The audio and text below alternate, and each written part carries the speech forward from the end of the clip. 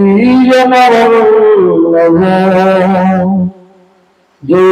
गिरिवरधारी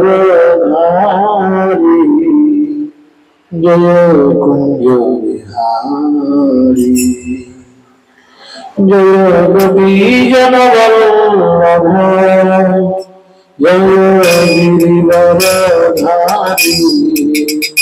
जय कुंज बिहारी जय यशोदनंदन जनरंजन यशोदनंदन जनरंजन यमुना तीरवनचारी जय कुंज बिहारी यमुना तीरवनचारी जय कुंज बिहारी जय राधा राधा जय कुंज बिहारी हरे कृष्ण कृष्ण कृष्ण हरे हरे हरे राम राम राम हरे हरे कृष्ण कृष्ण कृष्ण हरे हरे हरे राम राम राम हरे हरे जय राधा माधव जय राधा माधव राधा माधव जय राधा माधव जय रमिका जय रमिका पंचतत्व जय रमिका जय प्रभुपाद जय जय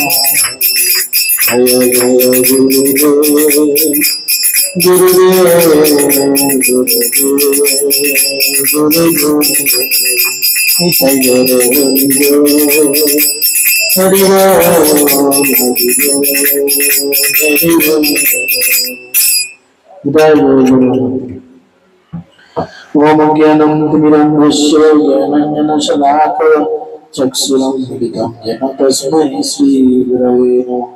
नमः विष्णुपादाय कृष्णपृष्ठाय भूतले श्रीमते जयपताकास्वामिनिति नामिने नमाचार्यपादाय नितायकृपाप्रदायिने गौरकथा धामोदाय नगरग्रामोदारिणे नमः विष्णुपादाय कृष्णपृष्ठाय भूतले श्रीमते भक्तिवेदान्त स्वामिनिति नामिने नमस्ते सरस्वती देवे गौरवाणी प्रचारिणे निर्विशेष शून्यवादे पाश्चात्य देशतारिणे जय श्री कृष्ण चैतन्य प्रभु नित्यानंद श्री अद्वैत गदाधर श्रीवासदि गौर भक्तवृंद हरे कृष्ण कृष्ण कृष्ण हरे हरे हरे राम राम राम हरे हरे। ओम नमो भगवते वासुदेवाय ओम नमो भगवते वासुदेवाय ओम नमो भगवते वासुदेवाय। नारायण नमस्कृतं नरं चैव नरोत्तमं देवीं सरस्वतीं व्यासं ततो जयमुदीरयं करोति वाचालं मंगलं खायते गिरिं यत्कृपातमहं वन्दे श्रीगुरुं परमानन्दमाधवं श्रीचैतन्येश्वरम् श्रीचैतन्यमनोभीष्टं स्थापितं येन भूतले स्वयं सदा मह्यं नष्टप्रायेषु भद्रेषु नित्यं भगवते श्रीभया भगवते रत्नं श्लोके भक्तिर्भवति नष्टिके। जय श्री कृष्ण चैतन्य प्रभु नित्यानंद श्री अद्वैत गदाधर शिवासदि गौर भक्तवृंद हरे कृष्ण कृष्ण कृष्ण हरे हरे हरे राम राम राम हरे हरे। हरे कृष्ण सकल के नित्य भगवत सेवया संकल्पे सुस्वागतम सकल के सिद्धमयापुरे सुस्वागतम। আন্তর্জাতিক কৃষ্ণ ভবনামন্ত্রী সংঘের প্রধান কার্যালয় চন্দ্রদয় মন্দিরের পক্ষ থেকে এবং নামাটের পক্ষ থেকে প্রীতি শুভেচ্ছা অভিনন্দন। আপনারা সকলেই জানেন আমরা প্রত্যহ ভাগবত আলোচনা যেটা করি তার মধ্যে মহাপ্রভু এবং তার পারিষদবর্গের বিভিন্ন কথা এখানে আলোচিত হয়। ভগবানের বিভিন্ন লীলা কথা এখানে আমরা আলোচনা করি। তো এই লীলা কথার মধ্যে আমরা গতদিন শ্রবণ করেছিলাম মহাপ্রভু হরিদাস ঠাকুরের সঙ্গে আলোচনা করছেন যে কিভাবে তিনি এই জড়জগতের মানুষকে উদ্ধার করবেন, কিভাবে তিনি এই জড়জগতের মানুষকে উদ্ধার করবেন। এই আলোচনা করতে করতে তিনি কালকে অনেকগুলি সিস্টেম, অনেকগুলি কথা আলোচনা করেছেন। এখন হরিদাস ঠাকুর বলছেন, মহাপ্রভু বলছেন, যদি আমার কৃপায় সব জীব এই জগৎ থেকে মুক্তি পেয়ে যাবে, মুক্ত হয়ে যাবে, তাহলে তো গোটা ব্রহ্মাণ্ড জীব শূন্য হয়ে যাবে,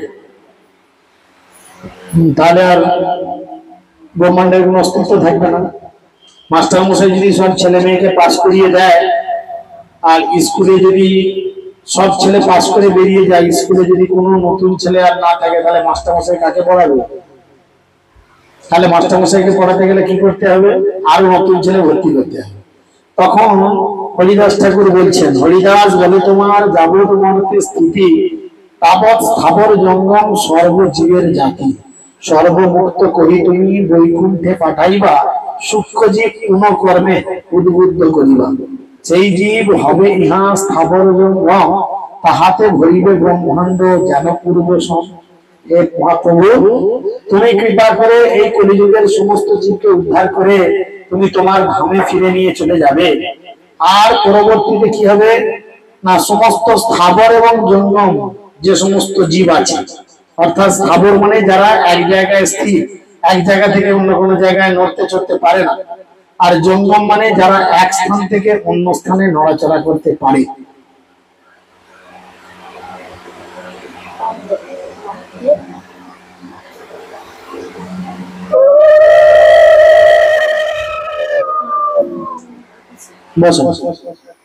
স্থাবর আর জঙ্গম দুরকম যে জীব রয়েছে। স্থাবর মানে যারা এক জায়গায় স্থির থাকতে পারে, আর জঙ্গম বলতে যারা এক জায়গা থেকে অন্য জায়গায় নড়াচড়া করতে পারে। এই দুই রকম জীব এই জগতে আছে। তো তিনি বলছেন, মহাপ্রভু আপনার কৃপায় কি হবে, আপনার কৃপায় কি হবে না, এই জড়জগতের সমস্ত স্থাবর এবং জঙ্গম জীব আগের মতো সেই পরিস্থিতিতে আবার ফিরে আসবে। পূর্বে যেন রঘুনাথ সব অযোধ্যা লইয়া বৈকুণ্ঠকে গেলা অন্য জীব অযোধ্যা ধরাইয়া। রঘুনাথ মানে রামচন্দ্র, ভগবান রামচন্দ্র যখন এই জগতে আবির্ভূত হয়েছিলেন, তখন তিনি কি করেছিলেন, নাই গোটা জগতের সমস্ত মানুষকে কৃপা করে বৈকুণ্ঠে নিয়ে চলে গেছিলেন। গোলক বৃন্দাবন বৈকুণ্ঠ যে রয়েছে, চারটি ধাম, সেই চার ধামের অন্যতম এক ধাম হচ্ছে বৈকুণ্ঠ। সেই বৈকুণ্ঠে নিয়ে চলে গেছিলেন, তখন অযোধ্যা ফাঁকা হয়ে গেছিল। তাই তুমি আমাকে কি বলছো যে তুমি চলে গেলে সব ফাঁকা হয়ে যাবে? তাই হরিদাস ঠাকুর আবার বলছেন, অবতারী তুমি ওইছে পাতিয়াছ হাট, কেহ না বুঝিতে পারে তোমার গূঢ় নাট। তুমি অবতার হয়ে এই জগতে আবির্ভূত হয়েছো। এই জগতের কোন মানুষ বুঝতে পারে না যে তুমি সেই অবতারের মেন। মহাপ্রভুকে দেখে কেউ বুঝতেই পারতেন না যে মহাপ্রভু হচ্ছেন যে কৃষ্ণের মুখ্য অবতার। তোমার এই গুরুলীলা কেউ বুঝতে পারে না।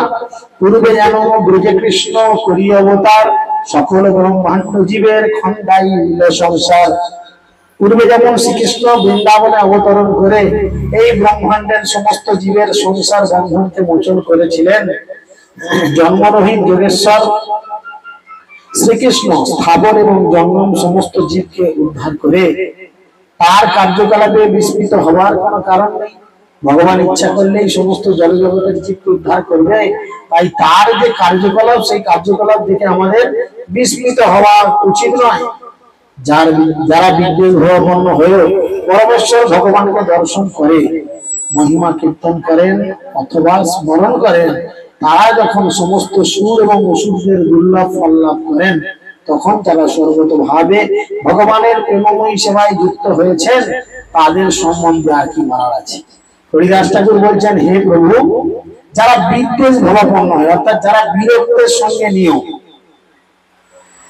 যারা বিরক্ত সঙ্গে নিয়েও তোমার কথা শ্রবণ করে বা তোমাকে দর্শন করে, বিরক্ত হয়ে ভাল লাগছে না, ঘরের লোক জোর করে বসিয়েছে, না হলে চেঁচামেচি করবে, এখানে সেখানে ঝামেলা করবে, টেনে নিয়ে বসে যে বিরক্ত হয়ে যদি তোমাকে দর্শন করে, তোমার মহিমা কীর্তন শ্রবণ করে অথবা স্মরণ করে, তারা সুর এবং অসুরদের দুর্লভ ফল লাভ করে।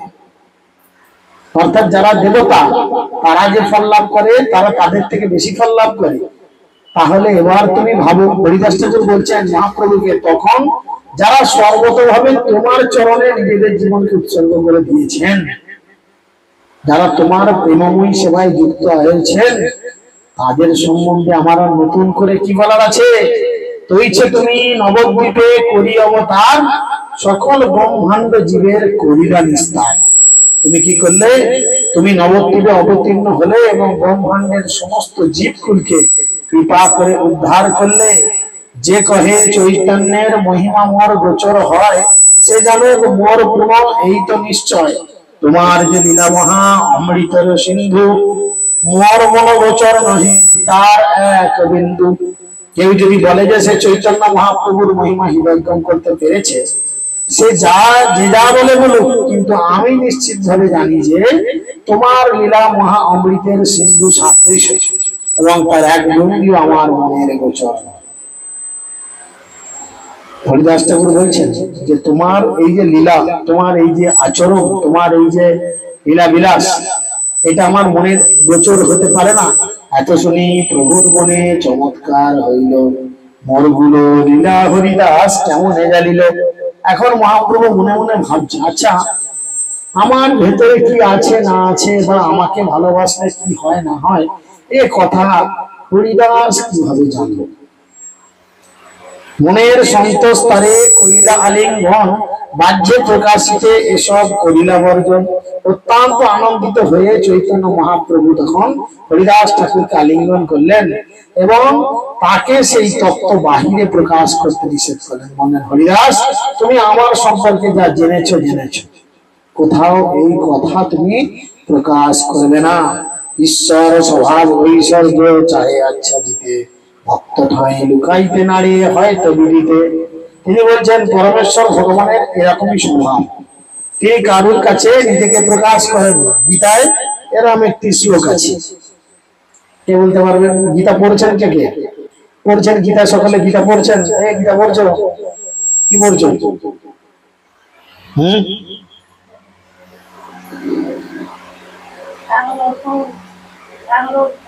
হয়তো নিশ্চয়ই জায়গাটা পড়েছ। ভগবান বলছেন আমি নিজেকে প্রকাশিত করি না, লুকিয়ে রাখি। এখানে বলছেন পরমেশ্বর ভগবানের এটাই স্বভাব, তিনি তার ঐশ্বর্য লুকাতে চান, কিন্তু তার ভক্তের কাছে তিনি লুকাতে পারেন না, ঠিক বেরিয়ে যায়। তো ভগবান যে নিজেকে লুকাতে চান, এটা তো চৈতন্য চরিতামৃত গীতার অনেক পরে বলা হয়েছে। তো গীতাতে ভগবান এরকম একটি শ্লোক বলেছেন। কি সেই শ্লোক? তাহলে কিরম বলছে? তুমি বলো।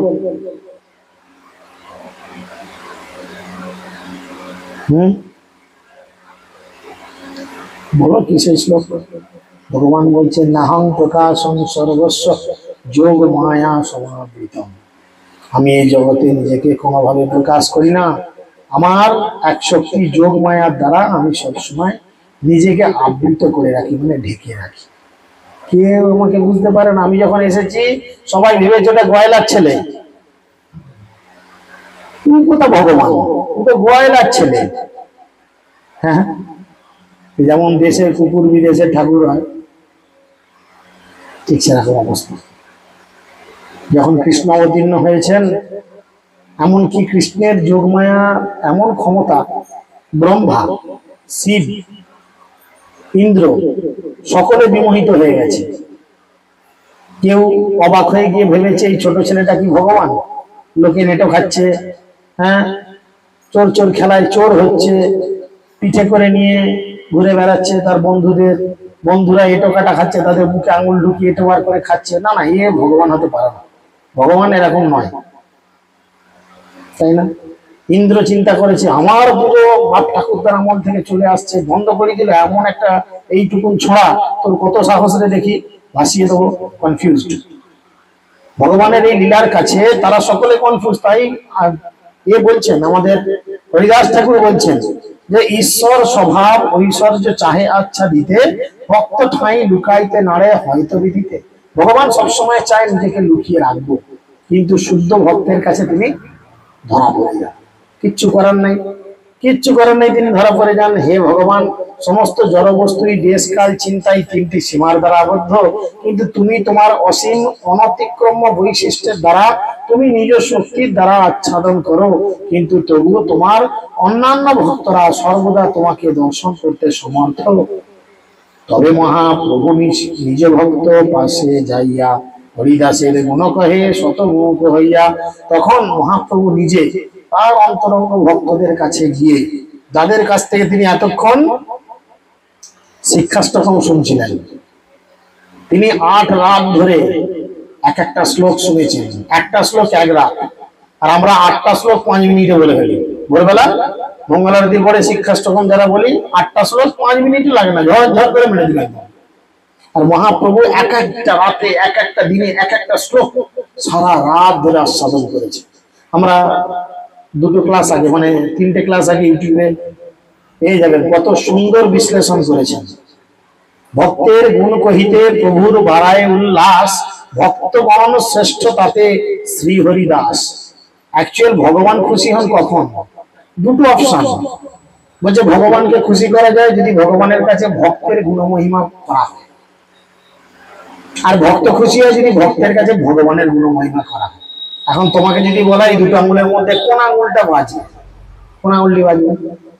ভগবানের কাছে ভক্তের কথা বলবে না ভক্তের কাছে ভগবানের কথা বলবে? কনফিউজড। যদি ভগবানের কথা ভক্তের কাছে বলি তাহলে ভক্তের গুণমহিমা কীর্তন হবে না, আর যদি ভগবানের কাছে ভক্তের কথা বলি তাহলে ভগবানের কথা বলা হবে না। আরে আমি তো পড়ে গেছি দুমুখায়, কি বলি? আপনারা কোনটাকে বাজবেন? কি মনে হয় কোনটা বলা উচিত হবে? বিচার করতে হবে। ভক্তের কাছে ভগবানের কথা, যার যেমন বুদ্ধি তার তেমন উত্তর হবে। বিষয় হচ্ছে কি, দেখেন গীতা কি, অ্যাকচুয়াল গীতাটা কি বলো? গীতা তো পড়ছো, গীতা কি? গীতায় কার কথা বলা আছে? ভগবানের কথা বলা আছে। ভাগবতম কি? ভাগবতম তো তাহলে নয়, ভাগবতম ভক্তের কথা বলা আছে। কোনটা বেশি বলা আছে, গীতা না ভাগবত? তাহলে আমাদের কোনটা বলা উচিত?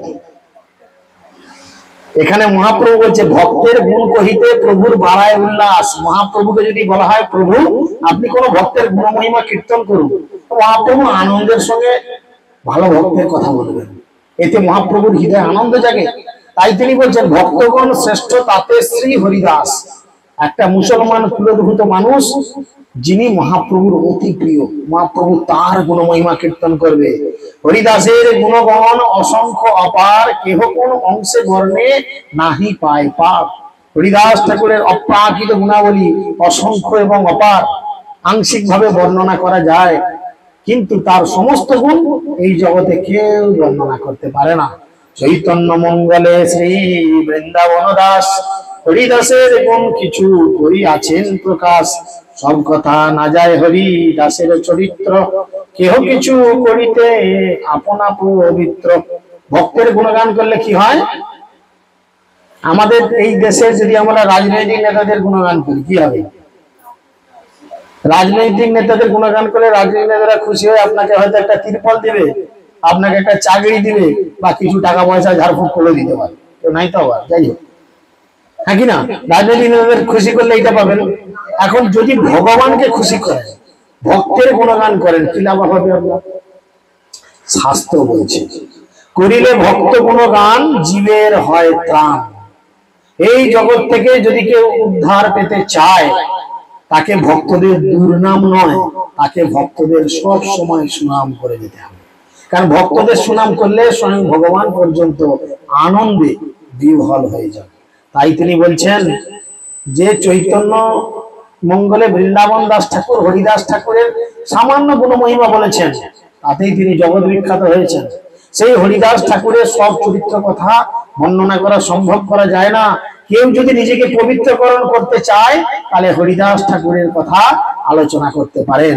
বৃন্দাবন দাস যাহা না কইল বর্ণন, হরিদাসের গুণ কিছু শুনো ভক্তগণ।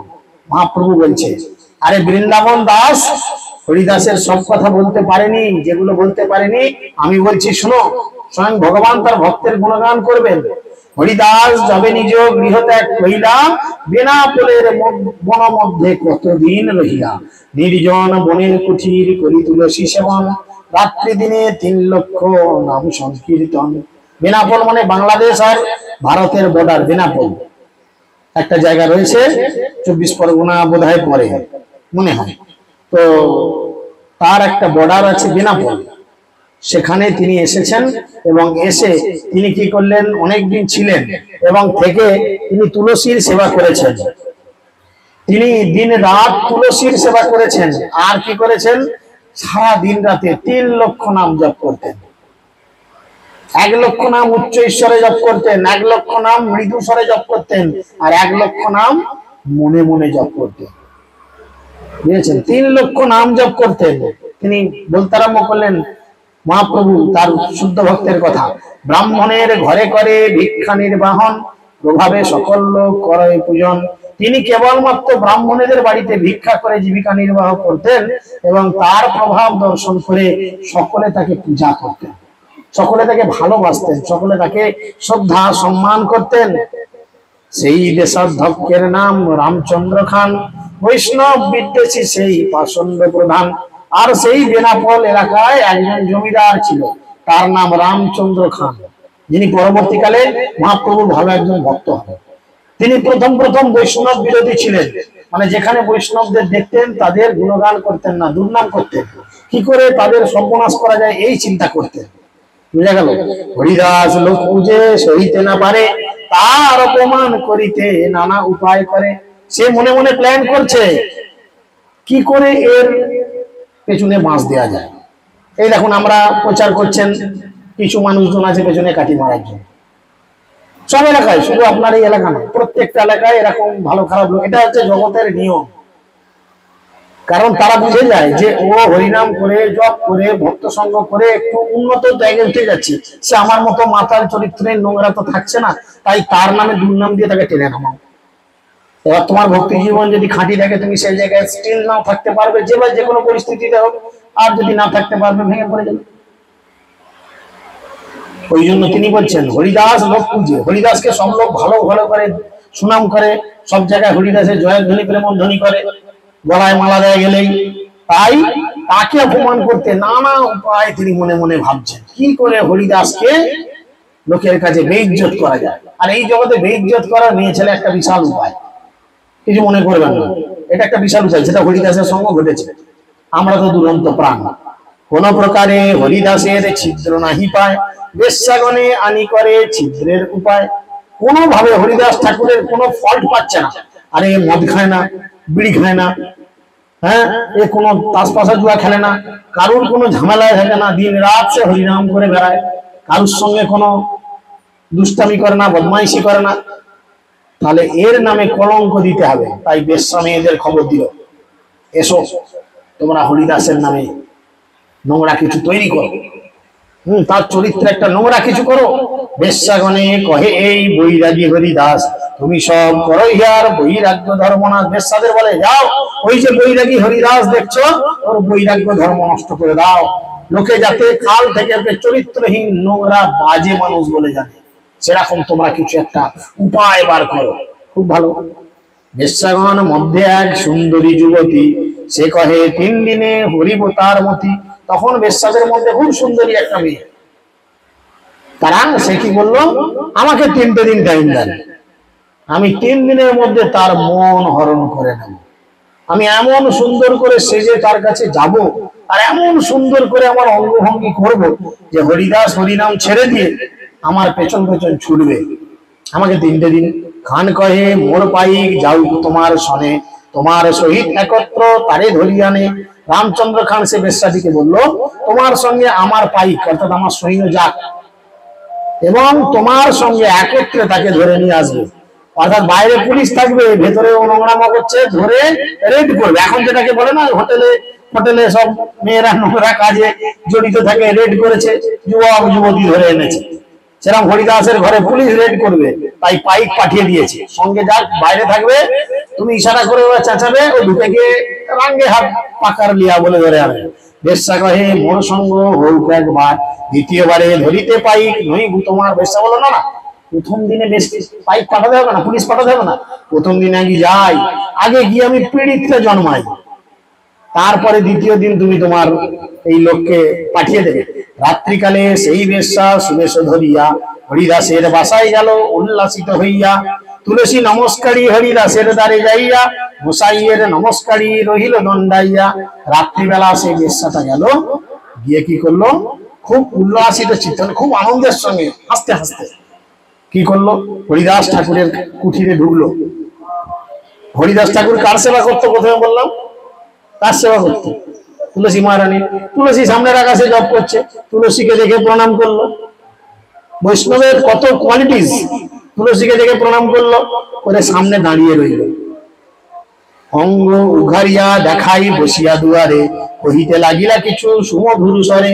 ঠাকুর তুমি পরম সুন্দর প্রথম যৌবন, তোমা দেখি কোন নারী ধরিতে পারে মন। তোমার সঙ্গম লাগি লুব্ধ মোর মন, তোমা না পাইলে প্রাণ না যায় ধারণ। তার অঙ্গ উন্মোচন করে, তাকে বিভিন্ন অঙ্গ প্রদর্শন করে হরিদাস ঠাকুরকে বলল, ঠাকুর তুমি কি সুন্দর দেখতে, তোমার ঠোঁট গুলো কি ভালো, তোমার গাল গুলো কি ভালো, তোমার রূপ যৌবন আমি গালে হাত দিয়ে দেখি।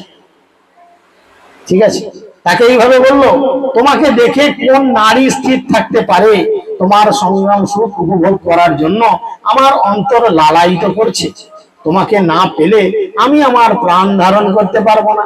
হরিদাস কহে তোমা করি অঙ্গীকার, সংখ্যা নাম সমাপ্তি যাবৎ না হয় আমার, তাবৎ তুমি বসি শুনো নাম সংকীর্তন।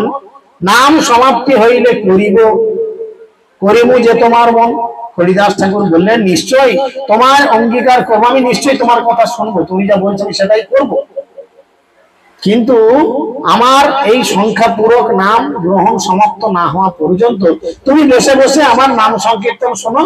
আমার নাম শেষ হয়ে গেলেই আমি তোমার সমস্ত মনোবাসনা পূর্ণ করবো। তুমি চিন্তা করো না, তুমি যা চাইছো আমার সঙ্গে, যা করতে চাইছো আমি সব করবো, আমার শুধু শেষ করতে দাও। এত শুনি সেই বেশ্যা বসিয়া রহিলা। আমাদের যদি ফোন এসে যায় তো জব রেখে দিয়ে আগে লেগে পড়বে। চিন্তা করেন, সামনে বসে কোনোভাবে নিজেকে ভগবানের নাম কীর্তন থেকে সরাচ্ছেন, এই জন্যই উনি নামের আচার্য। ঠিক আছে, এত শুনি সেই বেশ্যা বসিয়া রহিলা, কীর্তন করে হরিদাস।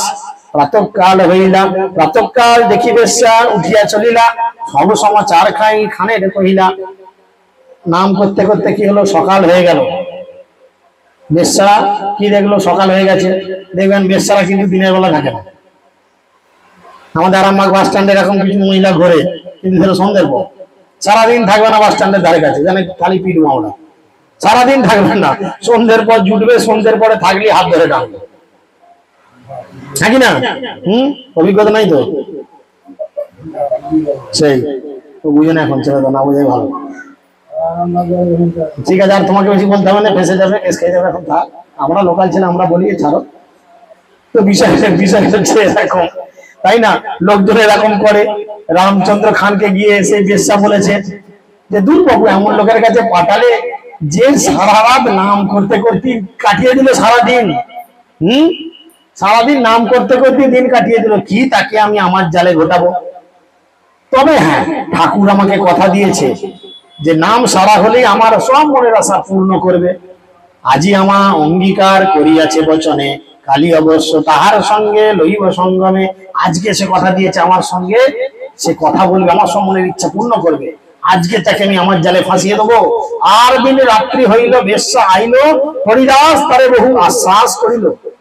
কালী দুঃখ পাইলা অপরাধ না লইবা মোর, অবশ্য করিব আমি তোমার অঙ্গীকার। তখন হরিদাস ঠাকুর জোরাত করে বেশ্যাকে বললো, আহা, রাগ করো না লক্ষ্মীটি, আমি তোমার মনের ইচ্ছা আজকে অবশ্যই পূর্ণ করব। কালকে তোমার মনের ইচ্ছা পূর্ণ করতে পারিনি, কিন্তু আজ অবশ্যই পূর্ণ করব। তারপর ইহা বসি শোনো নাম সংকীর্তন। ততক্ষণ এখানে বসে তুমি একটু নাম সংকীর্তন শোনো। বুঝতে পারা গেল? নাম পূর্ণ হইলে পূর্ণ হবে তোমার মন। আমার নাম কমপ্লিট হয়ে গেলেই তোমার সমস্ত মনের ইচ্ছা পূর্ণ করব। তুলসী রে তাকে বেশ্যা নমস্কার করি, দ্বারে বসি নাম শুনে বলে হরি হরি।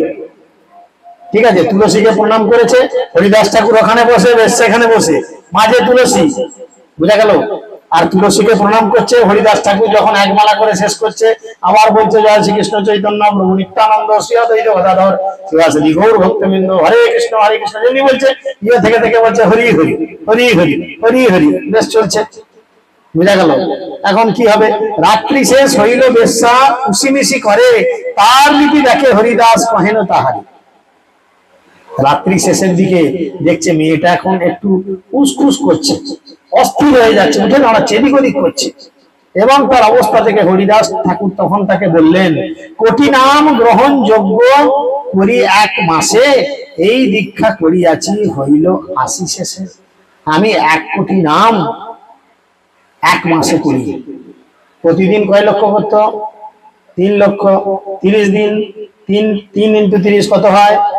90। ঠিক আছে, তিনি 1 কোটি নাম করেন, 1 কোটি নাম 1 মাসে। চিন্তা করা যায়? আমরা 1728 বার করি, কত ক্যালি মারি, বাবা। হ্যাঁ, তাহলে আমরা মাসে কতগুলো করি? আমরা খুব বেশি 30 থেকে 37,000 নাম করি গোটা মাসে, আর তিনি গোটা মাসে 1 কোটি নাম জপ করতেন। তাই বললাম, মাগো আমি দীক্ষা নিয়েছি এমন জায়গায় মাসে 1 কোটি নাম জপ করতে হয়, তাই সেটা না সারলে তো হয় না, তাই তুমি একটু ধৈর্য ধরো। আমার হয়ে এসছে, আজই সমাপ্ত হইবে হেন জ্ঞান ছিল, সমস্ত রাত্রি নিল নাম সমাপ্ত না হবে। আমি ভেবেছিলাম কাল শেষ করে ফেলবো, সারা রাত আমি এজন্য জপ করলাম, কিন্তু নাম আমার শেষ হলো না। কালি সমাপ্ত হবে, তবে হবে ব্রত ভঙ্গ, স্বচ্ছন্দে তোমার সঙ্গে হইবে কুসঙ্গ। আজকেই আমার এই নাম শেষ হবে, 1 কোটি নাম, তোমার মনের ইচ্ছা আমি পূর্ণ করবো, তোমার সঙ্গে আমি সঙ্গ করবো, তুমি যেটা চেয়েছো। ভালো কথা। বেশ্যা গিয়া সমাচার খানেরে কহিলা, আর দিন সন্ধ্যা হইতে ঠাকুর ঠাঁই আইলা। এই দিনে আর রাতে আসেনি, সন্ধ্যেবেলায় সেজে গুজে গায়ে সেন রেখে হাজির। আজকে হরিদাস ঠাকুর বলেছে আজ আমার ব্রত শেষ, ব্রত ভঙ্গ। ওই যে সাধ্য করলে শেষ দিনে বলে কি নিয়ম ভঙ্গ, মাছ মাংস গরু সুগার খায় সব, সেরকম বলছে আজকে আমার ব্রত ভঙ্গ, আজকে আমি তোমার সঙ্গ করব, আমি আর 4টি পাপ কর্ম মানবো না, তুমি এসো আজকে। ভালো কথা। তুলসীকে ঠাকুরকে নমস্কার করি, দ্বারে বসি নাম শুনে বলে হরি হরি। আর এর কি অ্যাকশন লেগেছে, যখনই আসে তিনি হরিনাম শ্রবণ করছে, তুলসীকে প্রণাম করছে, আর হরিদাস ঠাকুরকে প্রণাম করছে, আর মুখে বারবার তাল দিচ্ছে হরি হরি হরি হরি। এই নাম কীর্তন শুনতে গেলে আমরা যখন কোনো বিষয়ে একটু ভালো কথা বলি, দেখবে কিছু লোক হঠাৎ করে বলে ওঠে হরি বল, সেরাম এ শুনছে আর থেকে থেকে বলছে হরি বল। হরি বল মানে ভগবানের নাম গ্রহণ করে। আর শাস্ত্রে বলছে যে তোমার নাম লয় তার হয় ভাব উদয়, প্রেম উদয়। ভগবানের নাম গ্রহণ করলে তার হৃদয়ের মধ্যে ভগবানের প্রতি প্রেম বাড়বে, বাড়তে বাড়তে। আর হরিদাস ঠাকুরের মতো এত শুদ্ধ ভক্তের সামনে ভগবানের নাম নিচ্ছে। দিদির সামনে একটা লেকচার মারার, পাড়ার মোড়ে দাঁড়িয়ে একটা লেকচার মারা আলাদা জোর কিনা? যারা পার্টির নেতা জিজ্ঞেস করবে, আরো কানপুরের 3 মাথায় দাঁড়িয়ে মাইকে কিছু বলা, আর মঞ্চে মমতা দিদি রয়েছে সেখানে মাইকে কিছু বলা, কোনটা ক্যালি বেশি? মঞ্চে যদি মাইকটা পাই না ছাড়ি দেবার, দিদির সামনে বলা মানে বিশাল ব্যাপার। সেরকম শুদ্ধ বৈষ্ণবের সামনে বলছে, হরি হরি করছে। নাম পূর্ণ হবে আজি বলে হরিদাস, তবে পূর্ণ করিমু আজি তোমার অভিলাষ। কীর্তন করিতে হয়েছে রাত্রি শেষ হইল, ঠাকুরের শনে বেশ্যার মন ফিরে গেল। সারা রাত ধরে হরিদাস ঠাকুর হরে কৃষ্ণ মহামন্ত্র কীর্তন করলেন, আর এইভাবে রাত্রি থেকে ভোর হলো। ইতিমধ্যে হরিদাস ঠাকুরের সঙ্গের প্রভাবে বেশ্যার মন সম্পূর্ণভাবে পরিবর্তন হয়ে গেল। তার মনের মধ্যে আর কোনো খারাপ চিন্তা রইল না। তাহলে চিন্তা করেন, মাপ ধরে দরকার নাই, নোংরা কথা বলার দরকার নেই, চোখ রাঙানোর দরকার নাই, কেবলমাত্র শুদ্ধাচারে হরিনাম করুন, সঠিকভাবে হরিনাম করুন। মানুষ আপনাকে দেখে এমনি পরিবর্তন হবে। আজ থেকে 15 বছর আগে যখন কানপুর এলাকায় আমরা ঢুকেছিলাম, তখন হাতে গোনা 2টো ভক্ত। আজকে তবু তো এই পুকুরটার বাড়িতে 4-5টা বাড়ি ভক্ত হয়েছে। কারুর না কারুর বাড়িতে বছরে 1-8 বার যাই কিনা, আসতে পারি কিনা, তার মানে কি ভগবানের কৃপা হয়েছে কিনা? এইভাবে হয়েছে। তার মন ফিরে গেল, দণ্ডবত হইয়া পড়ে ঠাকুরের চরণে, রামচন্দ্র খানের কথা কইল নিবেদন। এখন আর সেই বেশ্যার মনের মধ্যে কোনো নোংরা কিছু নেই, এখন তার হৃদয় পবিত্র হয়েছে, শুদ্ধ ভক্তের কৃপায়, হরিনামের কৃপায় হৃদয় পবিত্র হয়েছে। এখন সে তাহার চরণে প্রণাম করে বলছে, হে ঠাকুর, আমার মুখ্য উদ্দেশ্য তো এটা থাকেনি। আমি এসেছিলাম তোমার সঙ্গে কোনো নোংরা আচরণ করে তোমার নামে বদনাম করতে। রামচন্দ্র খান আমাকে এই জন্যই পাঠিয়েছিল। বেশ্যা হইয়া মুই পাপ করিয়াছি অপার, কৃপা করি করো ও অধমে নিস্তার। আমি বেশ্যাবৃত্তি করে জীবনে অনেক নোংরা কাজ করেছি। হে প্রভু, আপনি আপনি কৃপা করে আমাকে উদ্ধার করুন। আর ভগবান শ্রীকৃষ্ণ কি বলছেন? অতি দুরাচারী ব্যক্তিও যদি কি করে, আমার ভজনা করে, তাহলে তাকে তুমি কি বলে জানবে? সাধু বলে জানবে। তাহলে এই বেশ্যা শুদ্ধ ভক্তের প্রভাবে কি হলো? মহন্ত ঠাকুর কহে খানের কথা সব আমি জানি, অজ্ঞ মূর্খ সেই তারে দুঃখ নাহি মানি। সেই দিন যাইতাম স্থান ছাড়িয়া, 3 দিন রহিলাম তোমার নিস্তার লাগিয়া। হরিদাস ঠাকুর বললেন, আমি প্রথম দিনেই রামচন্দ্র খানের অভিলাষ বুঝেছিলাম। সারা বছর আমার কাছে কেউ এলো না, আর এখনই একজনকে পাঠাতে হলো, আবার তোমার মতো একটা মেয়েকে। তখনই আমি বুঝেছিলাম যে কোনো সর্বনাশ করার জন্য আমার গৃহে ও ঢুকছে। আমি সেই দিনে এই গৃহ ত্যাগ করে যেতাম, কিন্তু তোমাকে শিক্ষা দেওয়ার জন্য আমি আরো 3 দিন এখানে রয়ে গেলাম। হরিদাস ঠাকুর তারপরে বিনাপাল থেকে চলে আসলো কোথায়? শান্তিপুরে। শান্তিপুরের পাশে ফুলিয়া বলে একটি জায়গা আছে, ভক্তি বিনোদ ঠাকুরের জন্মস্থানের একটু আগে ফুলিয়া, যেখানে তাঁতের শাড়ি বিখ্যাত, বুঝেছেন? সেই ফুলিয়াতে হরিদাস ঠাকুরের ভজন কুটির এখনো আছে, বুঝেছেন? বেশ্যা কহি কৃপা করি করহ উপদেশ, কি মোর কর্তব্য যাতে যায় ভবক্লেশ। তখন বেশ্যা হাত জোর করে বলছেন, হে প্রভু, আপনি দয়া করে আমাকে আজ্ঞা করুন, কৃপা করুন, যে কি করে এই ভবক্লেশ মানে কি, এই জগতের যন্ত্রণা কি করে চলে যায়। হরিদাস ঠাকুর উপদেশ করবে জগতের যন্ত্রণা কি করে যায়। ঠাকুর কহে ঘরের দ্রব্য ব্রাহ্মণে করো দান, এই ঘরে আসি তুমি করহ বিশ্রাম। হরিদাস ঠাকুর বলল, তোমার ঘরে যা কিছু রয়েছে শুদ্ধ ব্রাহ্মণকে সব দিয়ে দাও, দিয়ে তুমি এই কুঠিরে এসে বসবাস করো, আর কৃষ্ণ ভক্তির পন্থা অনুশীলন করো। কিভাবে অনুশীলন করবে? নিরন্তর নাম লও, করো তুলসী সেবন, অচিরাত পাইবে তুমি শ্রীকৃষ্ণের চরণ। নিরন্তর তুমি কি করো? ভগবানের সেই দিব্য নাম, হরে কৃষ্ণ কৃষ্ণ কৃষ্ণ হরে হরে, হরে রাম রাম রাম হরে হরে। কন্টিনিউ সব সময় তুমি এই নাম নাও আর তুলসীর সেবা করো। তুমি যদি এই দুটি কাজ করতে পারো, অচিরাত পাবে তুমি শ্রীকৃষ্ণের চরণ। তুমি খুব শীঘ্রই ভগবান শ্রীকৃষ্ণের চরণ গ্রহণ করতে পারবে। এত বলি তারে নাম উপদেশ করি। হরিদাস দীক্ষা দিল। গুরু মহারাজ আমাদের যাদের দীক্ষা দিয়েছে কি করতে বলেছিলেন? কেবলমাত্র হরিনাম করতে দীক্ষা দিয়েছে।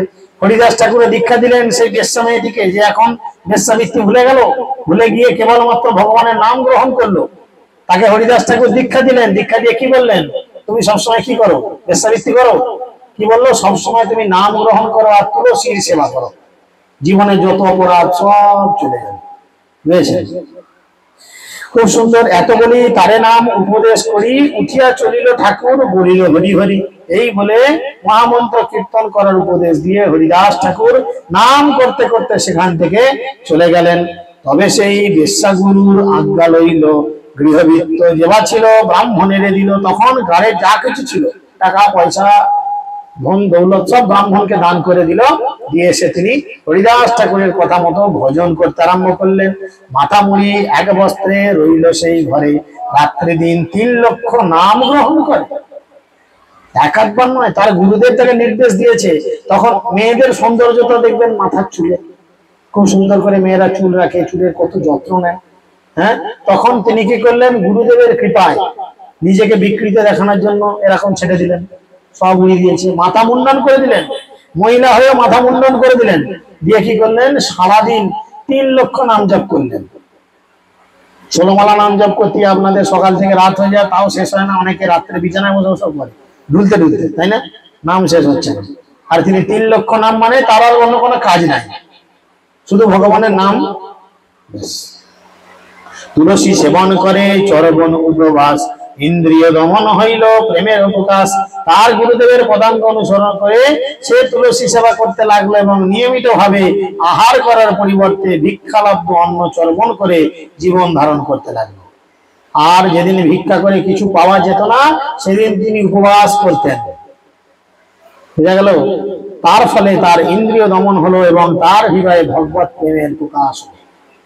বেশি খেলে কি হবে? ইন্দ্রিয়গুলো বলবান হবে, সেগুলো ভোগ করতে চাইবে। আর যত উপবাসের মধ্যে খাবার কন্ট্রোলের মধ্যে থাকা যাবে তত ইন্দ্রিয়গুলো কি হবে? কন্ট্রোল থাকবে, ইন্দ্রিয়গুলো বিক্ষিপ্ত হবে না। প্রসিদ্ধ বৈষ্ণবী হইল পরম মহান্তি, বড় বড় বৈষ্ণব তার দর্শনতে জানত। এই করতে করতে কি হলো? এই বেশ্যা এক মহান ভক্তে পরিণত হলো। তিনি পারমার্থিক জীবনে মহান উন্নতি লাভ করলেন এবং বড় বড় বৈষ্ণবগণ তখন সেই বেশ্যা, তার নাম ছিল লক্ষ্মী, কি নাম ছিল? তাকে দর্শন করার জন্য গেল। প্রত্যেক দিন তাকে দর্শন করে প্রণাম করতে যেত। সমস্ত বৈষ্ণবেরা বেশ্যার চরিত্র দেখি লোকে চমৎকার, হরিদাসের মহিমা কহে কহি নমস্কার। সমস্ত লোক তখন হরিদাস ঠাকুরের জয়গান করে বলছে হরিদাস ঠাকুরের জয়। কেন না? হরিদাস ঠাকুরের মতো একজন মানুষ এই নোংরা মানুষকে পরিবর্তন করতে পেরেছে কেবলমাত্র ভগবানের দিব্য নামের প্রভাবে। তাহলে চিন্তা করে দেখুন, শ্রী শ্রীমৎ জয়পতাকা স্বামী গুরু মহারাজ আমাদের মতো কত নোংরা মানুষকে পরিবর্তন করে আজকে কৃষ্ণ কথা বলার যোগ্যতা অর্পণ করেছে। চিন্তা করুন, কত লক্ষ কোটি মানুষ তার কৃপায়, তার চরণে শরণ গ্রহণ করে নিজেদের জীবনের আমূল পরিবর্তন করেছেন। তো সেই কথা তিনি এখানে সুন্দর করে বলে কীর্তন করতে লাগলেন। রামচন্দ্র খান অপরাধ বীজ কইল, সেই বীজ বৃক্ষ হইয়া আগেতে বলিল। বেশ্যাপাতি হরিদাস ঠাকুরের চরিত্র হনন করার চেষ্টা করায় রামচন্দ্র খানের হৃদয়ে বৈষ্ণব অপরাধের বীজ অঙ্কুরিত হল। আর বৈষ্ণব অপরাধ মানে বুঝতে পারছেন। এবং কালক্রমে সেই অঙ্কুর বৃক্ষে পরিণত হয়ে তার ফল প্রসব করলো। মহা অপরাধের ফল অদ্ভুত কথন, প্রস্তাব পাইয়া কহি শুনো ভক্তগণ। শ্রীমদ্ ভাগবতের পাদ পদ্মে অপরাধ করলে যে কি হয় সেই অদ্ভুত কাহিনী এখন আমি এই সুযোগে বর্ণনা করব। হে ভক্তবৃন্দ, আপনারা দয়া করে শ্রবণ করুন। যে ওই যে বৈষ্ণব অপরাধ করলো, দুর্নাম করলো, দুর্নাম শুনলো, দুর্নাম করানোর চেষ্টা করলো, এর ফলে সেই যে অপরাধ হলো, অপরাধের ফলে কি হলো এই কথাগুলো স্বয়ং মহাপ্রভু বলছেন। সহজেই অবৈষ্ণব রামচন্দ্র খান হরিদাসের অপরাধে হইল অসুর সমান। বৈষ্ণব ধর্ম নিন্দা করে, বৈষ্ণব অপমান, বহুদিনের অপরাধে পাইল পরিণাম। কি পরিণাম পালো? নিত্যানন্দ গোসাই গৌরে যবে আইলা, প্রেম প্রচারিতে তারে তবে ভ্রমিতে লাগিলা। প্রেম প্রচারণ আর পাষণ্ড দলন, দুই কার্যে অবধূত করেন ভ্রমণ। এইদিকে নিতাই একবার কি করেছে? গৌর দেশে ভ্রমণ করতে গেছে। আর নিতাইয়ের কাজ হচ্ছে দুটো, প্রেম দেওয়া আর নোংরা মানুষদের হত্যা করা, শেষ করে দেয়া। তিনি ঘুরছেন, বুঝেছেন? সর্বজ্ঞ নিত্যানন্দ আইল তার ঘরে, আসিয়া বসিল দুর্গা মণ্ডপ উপরে। অনেক লোকজনের সঙ্গে অঙ্গন ভরিল, ভিতরে হইতে রামচন্দ্র সেবক পাঠালো। রামচন্দ্র খানের একটি দুর্গা মন্দির আছে, নিতাই সেখানে গিয়ে বসেছে। প্রচুর লোকজন এসে দাঁড়িয়েছে আর রামচন্দ্র খান ভিতর থেকে লোক পাঠিয়েছে, তার সেবকদের পাঠিয়েছে। সেবক বলে, গোসাই মোরে পাঠাইল খান, গৃহস্থের ঘরে তোমায় দিব বাসস্থান। সেবক এসে বললো, আমাকে ভেতর থেকে রামচন্দ্র খান পাঠিয়েছেন, জমিদার পাঠিয়েছেন, তোমাকে বাড়ির ভেতরে যেতে বললো, তোমাকে ঘরে থাকার একটি জায়গা দেয়া হবে। গোয়ালার গোশালা হয় অত্যন্ত বিস্তার, ইহা সংকীর্ণ স্থল তোমার মানুষ অপার। আপনি গোয়ালার গিয়ে গোশালায় গিয়ে থাকতে পারেন, কেননা আয়তনে গোশালা অনেক বড় এবং সংকীর্ণ দুর্গা মণ্ডপে আপনারা তো অনুগামীদের নিয়ে থাকার স্থান সংকুলান হবে না। নিতাইয়ের সঙ্গে অনেক লোকজন আছে, এত লোক নিয়ে আপনি কোনো গোয়ালে যান। তখনকার দিনে মানুষের গোয়ালে অনেক গরু থাকতো, গোয়াল সাইজে বড় হতো, সেখানে আপনি এত লোক নিয়ে থাকতে পারবেন। দুর্গা মন্দিরে এত লোক নিয়ে ঢুকতে পারবেন না।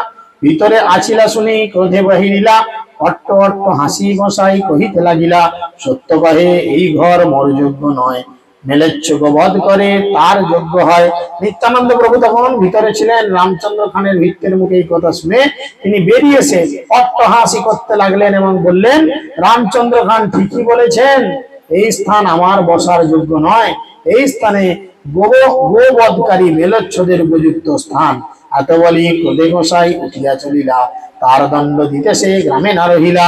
ইহা রামচন্দ্র খানে সেবক আজ্ঞা দিল, গোসাই যাহা বসিলা তার মাটি খোদাইল, গোময় জলে লেপিল সব মন্দির প্রাঙ্গণ, তবু রামচন্দ্রের মন না হইল প্রসন্ন। দস্যুবৃত্তি করে রামচন্দ্র বাজারে না দেয় কর, ক্রুদ্ধ হইয়া মেলেচ্ছ উজির আইল তার ঘর। আসি সেই দুর্গা মণ্ডপ বাসা করিল, অবদ্ধ বধ করি মাংস যে ঘরে রন্ধাইল। মুসলমান উজির তখন আসলো, এসে কি করলো, সেই দুর্গা মন্দিরে রইতে লাগলো। আর মুসলমান মানে গরু মাংস খাবো, সে দুর্গা মন্দিরে বসে সে রান্না করে গরু মাংস খাচ্ছে। স্ত্রী পুত্র সহিত রামচন্দ্রের বান্ধিয়া তার ঘর গ্রাম লুটে 3 দিন রহিয়া। এক দস্যু এসেছে, মুসলমান দস্যু, কোথায় থাকবে বন্দুক ফন্দুক নিয়ে রামচন্দ্র খানকে ভয় দেখিয়েছে, দেখিয়ে তার দুর্গা মন্দিরে 3 দিন রইল। 3 দিনই গোমাংস রান্না করে দুর্গা মন্দিরে খেল। মন্দিরের জাত গেল। বৈষ্ণব অপরাধের ফল দেখুন, হাতে না মারবে না, পাতে মারবে। তার স্ত্রী পুত্র তাকে 3 জনকে বেঁধে তার গোটা গ্রাম লুট করলো। 3 দিন ধরে তার গ্রাম লুট করলো। সেই ঘরে 3 দিন করে অমেধ্য রন্ধন, সেই বাড়িতে 3 দিন এই নোংরা খাবার রন্ধন করলেন। আর দিন সভা লইয়া করিল গমন, জাতিধন জনখানের সকল লইল, বহুদিন পর্যন্ত গ্রাম উজাড় রহিল। তার ফলে কি হলো, জাতি ধন মান সম্মান ইজ্জত সব নিয়ে নিল। তার গোটা গ্রামে আর কোন রকম মান সম্মান রইল না। মহান্তের অপমান যে দেশ গ্রামে হয়, একজনার দোষে সব দেশ উজাড়ায়। মানে মহান্তের অপরাধ, মানে একজন যদি বৈষ্ণব অপরাধ করে, সেই একজনের ভুলে গোটা গ্রাম গোটা দেশ উজাড় হয়ে যায়। বৈষ্ণব অপরাধ এত ভয়ঙ্কর। একজন ভুল করবে, শাস্তি সে একা শুধু পাবে না, তার সঙ্গে রিলেটেড যারা সবাই সেই শাস্তির ভাগ কম বেশি দেখে থাকে। বুঝতে পেরেছেন? হরিদাস ঠাকুর চলি আইলে চান্দপুরে, আসিয়া রহিলা বলরাম আচার্যের ঘরে। হরিদাস ঠাকুর পদব্রজে চাঁদপুর নামক গ্রামে উপস্থিত হলেন এবং তিনি বলরাম আচার্যের গৃহে অবস্থান করলেন। হিরণ্য গোবর্ধন 2 মল্লিকের মজুমদার, তার পুরোহিত বলরাম, তার নাম তার হিরণ্য আর গোবর্ধন 2 ভাই ছিলেন। মুসলমান নবাবের 2 অঞ্চলের রাজস্ব হিসাব রক্ষক। তাদের পুরোহিতের নাম ছিল বলরাম আচার্য। হরিদাসের কৃপাপাত্র, তাতে ভক্তি মানে যত্ন করি ঠাকুরের রাখিল সেই গ্রামে। নির্জন পানশালায় করেন পর্ণশালায় করেন কীর্তন, বলরাম আচার্য গৃহে ভিক্ষা নির্বাহন। হরিদাস ঠাকুরের মাঠের এক ধারে একটা পাথরের ঘর দিয়েছে, মানে পাতা ফাতা ঘেরা পাথরের ঘর, পাথরের মেঝের ঘর দিয়েছিল। তিনি সেখানে দিনরাত কি করতেন, ভগবানের দিব্য নাম কীর্তন করতেন। রঘুনাথ দাস বালক করেন অধ্যয়ন, হরিদাস ঠাকুরের যাই করেন দর্শন। গোবর্ধন মজুমদারের পুত্র রঘুনাথ দাস, তিনি পরবর্তীকালে রঘুনাথ দাস গোস্বামী হলেন, যার দণ্ড রয়েছে সামনের সোমবার।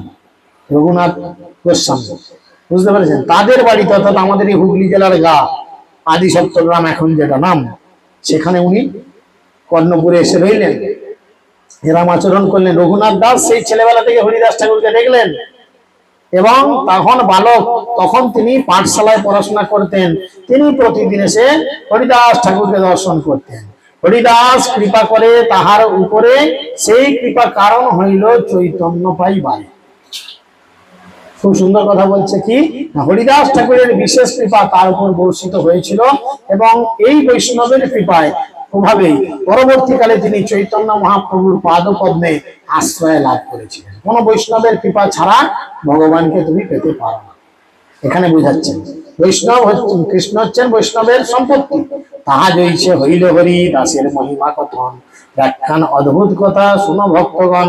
হিরণ্য গোবর্ধনের গৃহে যেভাবে হরিদাস ঠাকুরের মহিমা কীর্তিত হয়েছিল, তোমরা সেই কথা পরবর্তী দিনে শ্রবণ করবে। এইভাবে হরিদাস ঠাকুরের বিভিন্ন লীলা কথা মহাপ্রভু কি করলেন, নিজের মুখে বর্ণনা করতে লাগলেন। সবাইকে বলতে লাগলেন, শোনো হরিদাস ঠাকুরের কি মহিমা, তার লীলা অপার, তার লীলা শ্রবণ করলে আমাদের কি হয়। তাই এই হরিদাস ঠাকুরের লীলা যারা শ্রবণ করে, তারা যদি নিরপরাধে কৃষ্ণ নাম গ্রহণ করে, তাহলে অবশ্যই তারা পাবে কৃষ্ণ প্রেমধন। তাই আপনারা যদি হরিদাস ঠাকুরের লীলা শ্রবণ করে থাকেন এবং হৃদয় দিয়ে কৃষ্ণ নাম কীর্তন করেন, একদিন না একদিন আপনারাও কৃষ্ণ প্রেমধন পাবেন। হরে কৃষ্ণ হরে কৃষ্ণ।